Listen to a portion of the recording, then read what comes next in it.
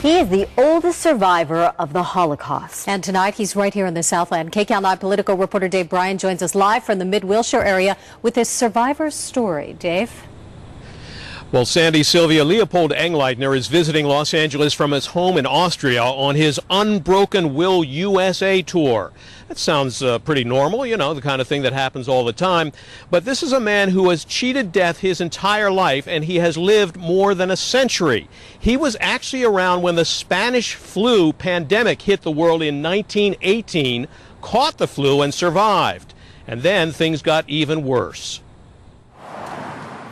When Leopold Engleither was growing up in Austria, the most recent war he and his classmates studied was the American Civil War. And as a young man, he met former Austrian ruler Franz Joseph, whose reign began in 1849.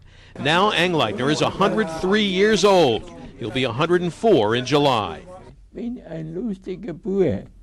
am a happy boy, and I enjoy everything, and I have no time to die. Just to prove the point, Engleither and his associates have traveled 64,000 miles in the last 10 years, speaking to audiences like this one in the Mid-Wilshire district, raising awareness about the Holocaust. You see, Engleither is the world's oldest known male Holocaust survivor. He spent 4 years in 3 concentration camps where he was starved down to 54 pounds at one point, beaten and kicked by his captors.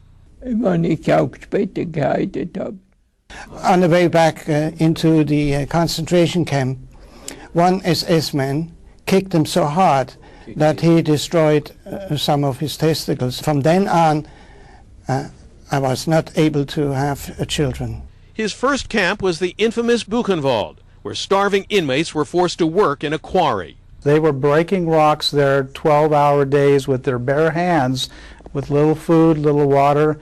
And many of these people were, if you talk to Leopold, you'll find that on an average day, 10, 12, 20 people were dying, and they'd have to drag them up to the quarries. Now, here's the other surprising thing about Leopold Engleither. He's not Jewish. He's a devout member of the Jehovah's Witnesses who, unlike the Jewish prisoners, could have walked out of the concentration camp at any time if he had signed a paper renouncing his religion and endorsing the Nazis.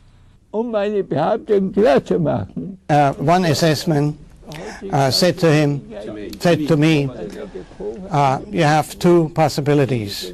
Either you sign the paper and you get out, or you die here.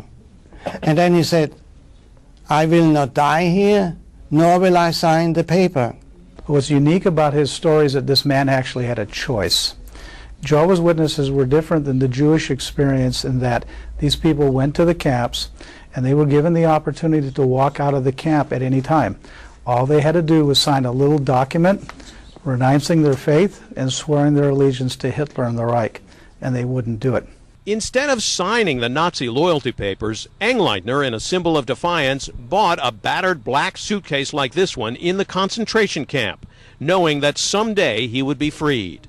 3 years ago, on his last visit to L.A., Leopold Engleither vowed he'd return someday. Now he's made good on that promise and vows this won't be his farewell tour in California.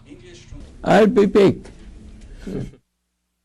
And now you're seeing on the screen a list of places where Leopold Engleither will be appearing on his Unbroken Will USA tour, including the Laemmle's Theater in West Hollywood, also appearance at UCLA, Moore Park College, and then he'll be back here at the LA Holocaust Museum.